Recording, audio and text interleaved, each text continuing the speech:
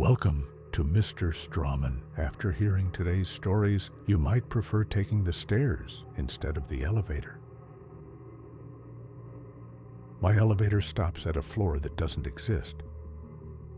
People have quirks for all kinds of reasons. Some are harmless habits, others are coping mechanisms born from trauma. Mine falls firmly into the second category. I face the back wall of every elevator I ride.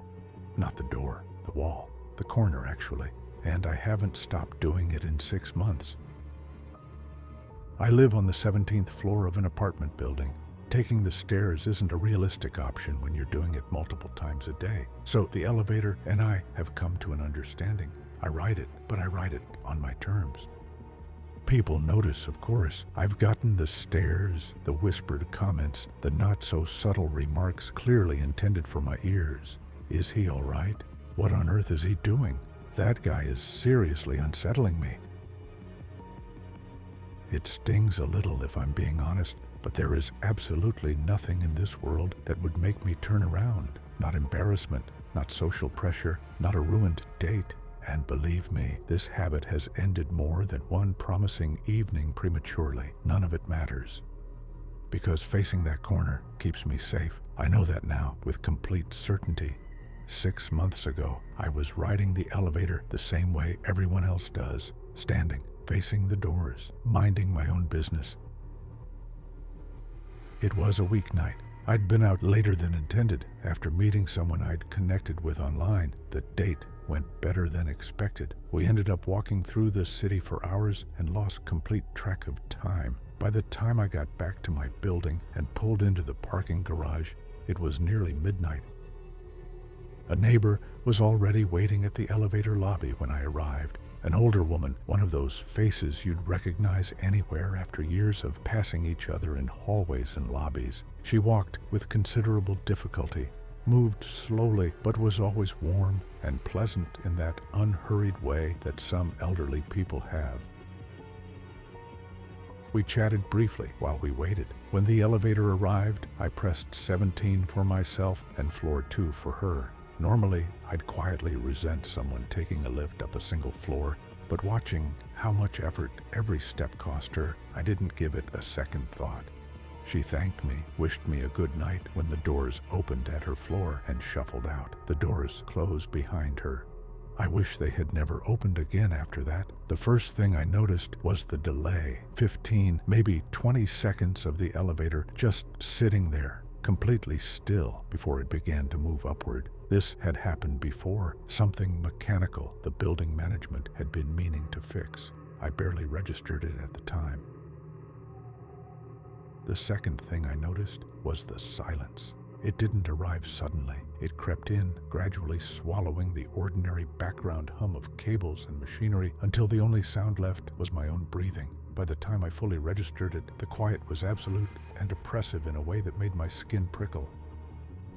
The LED display read floor 10, but I had been riding far longer than that journey should have taken. I watched the numbers climb, 11, then 12, and braced for 14. I wonder who could be living on a floor that doesn't exist. It's definitely not some nice neighbor with a pie.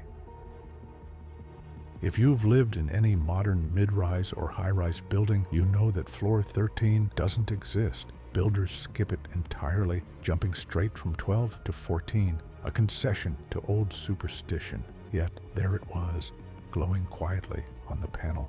And then the elevator lurched to a hard, jarring stop. I pressed every button I could reach, my floor, other floors, the basement, anything to get the box moving again.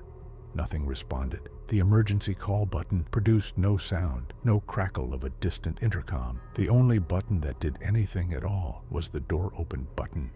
I stood there for a long time before I pressed it. The doors parted slowly to reveal nothing, not a hallway, not a concrete shaft wall, not darkness in any ordinary sense of the word. A void, absolute and depthless, like staring into something that existed outside the normal rules of space. Cold poured through the opening immediately, a savage, penetrating cold that turned my breath to vapor within seconds. And then I saw that the darkness was moving. There was a mass within it, black against black, but distinguishable once your eyes adjusted. Writhing, coiling, something that suggested a tangle of limbs or appendages folded endlessly over themselves. And the sound that accompanied it was deeply wrong, wet, dragging, rhythmic, like something thick being pulled across an abrasive surface. Underneath that, breathing, labored and ragged. Then my body stopped being mine. I took a step toward the open doors, then another. I screamed at my legs to stop, but they continued forward with calm, horrible purpose until I was standing at the very threshold of the elevator, toes at the edge of the floor where the hallway should have been and wasn't. My arm rose and extended outward into the void entirely on its own. The cold intensified past anything physical.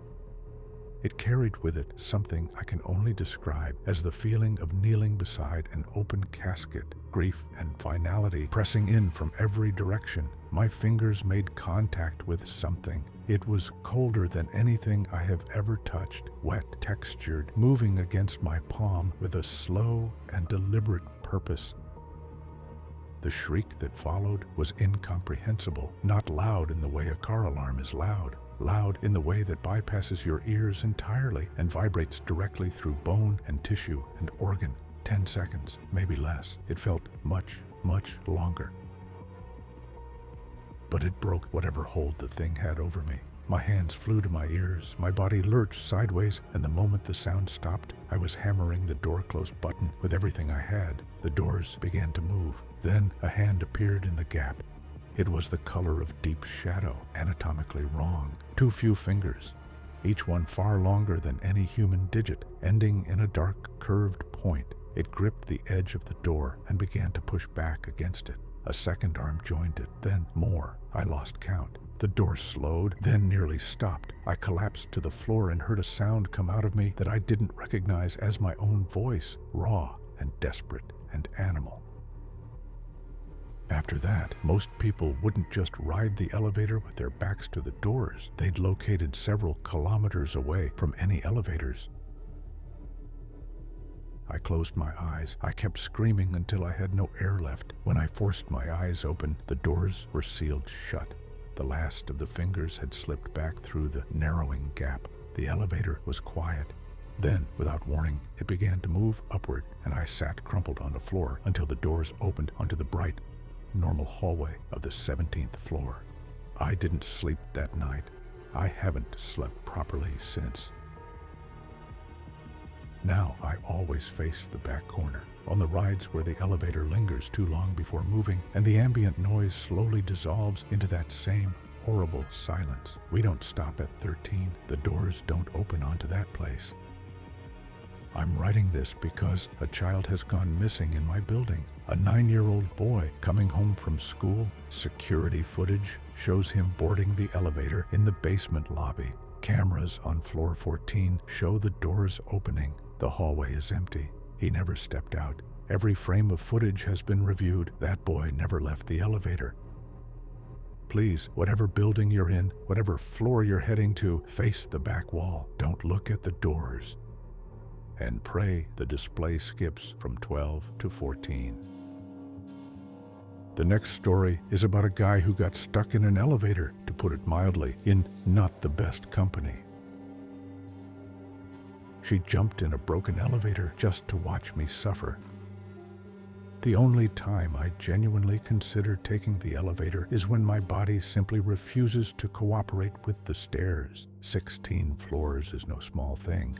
But I'd rather arrive breathless than spend 30 seconds suspended in a steel box over a black void. That's just who I am. 3 days ago, though, I made an exception. I'd had one of those long, grinding days. Work, then the gym, then a detour through the grocery store for toast, something microwavable and a bottle of whiskey. The rain had soaked through my jacket by the time I pushed through the lobby doors. I checked my mailbox, flipped through a small stack of bills, and stood there, dripping on the tile. I looked at the stairwell. Then I looked at the elevator, its frosted glass panel glowing that familiar, sickly yellow. My legs ached. I was done. I made the wrong call. I pulled the door open, expecting an empty cab. I could have sworn it was empty when I'd glanced through the panel, but there she stood. A young woman, maybe mid-20s, dark hair, a small floral dress. She looked up from her phone as I stepped inside. "Hi," she said with a brief smile and slid the phone into her pocket. "Hey," I managed and pressed the button for the 16th floor. The door closed. My hand found the little metal handrail along the wall and gripped it hard.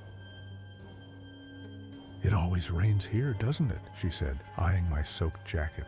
"Rarely a clear day," I replied, trying to keep my voice steady. "You've gone quite pale.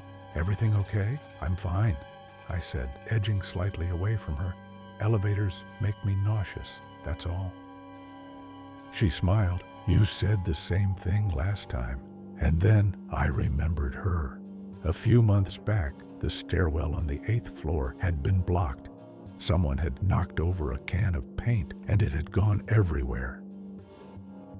I'd been forced to take the elevator, and she had been in it then too. A brief and awkward ride I'd mostly tried to forget. "You should really give the elevator a chance," she said pleasantly. "I see you on the stairs all the time." I was about to answer when the digits above the door flickered. 10, 11, and then the whole cab lurched to a stop. The lights died completely. In that half second of total darkness, my heart did something it had no business doing. Then the yellow emergency light blinked back on. The floor indicator remained black. "Well," she said, leaning back against the door with her arms folded, "that storm really is something. Don't worry, this happens all the time."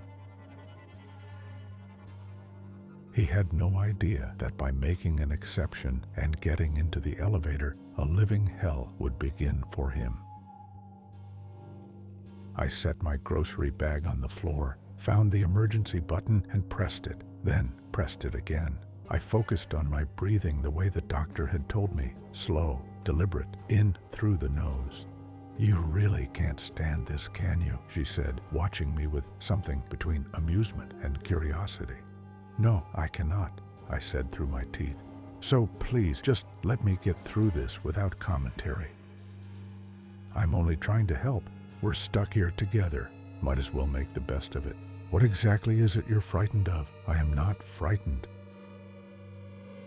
She tilted her head and studied me for a moment. Then a smile spread slowly across her face, too wide, too bright. "Well then," she said softly, "you won't mind this." She stepped deliberately into the center of the cab and began to jump, not playfully, hard, throwing her full weight down with both feet, over and over and over. The elevator shook violently with each impact. Through the floor, I could hear the cables shifting and groaning somewhere in the dark shaft below us. The walls rattled. I shouted at her to stop, screamed until I tasted something metallic, and she laughed, genuinely laughed, while the whole structure swayed around us. It stopped only when I squeezed my eyes shut. No matter where she was from, this girl was undoubtedly determined to give him a heart attack. When I opened them, she was standing still, watching me. I was on the floor. At some point, my legs had simply given out, and I'd sunk into the corner without noticing. My hands were shaking badly. "Not so terrible, was it?" she said, in the tone of someone who has just done you a favor. I reached into my jacket for my prescription pills. She was already holding the box. "These don't actually do anything, you know," she said, turning the box over in her fingers. "Do you even understand what real fear is? Not this," she gestured around the cab, "not a tight space and some swaying cables. I mean the kind of fear where you already know there is no way out, but some part of your brain keeps searching anyway because it cannot accept the truth. The walls don't have to move," she said quietly, "if the mind is already closing in." The elevator seemed to shrink. The air thickened. I could not move my arms, could not draw a full breath. The yellow light stretched and bent, and then there was nothing. I woke up in a hospital room. The janitor had found me, unconscious on the elevator floor, my pills scattered beside me. They told me I'd had a severe anxiety episode, possibly complicated by the whiskey and the medication together. I asked about the woman. He gave me a long, uncomfortable look, patted my shoulder once, and said that no one matching that description lived in the building. Yesterday, I came home and she was in the lobby, holding the elevator door open, smiling that smile. On the second floor landing, she was there again, standing in the open elevator doorway, nodding me in, and on the 5th and the 9th. I have not left my apartment since. It was Mr. Strawman, and remember, some stories follow you home.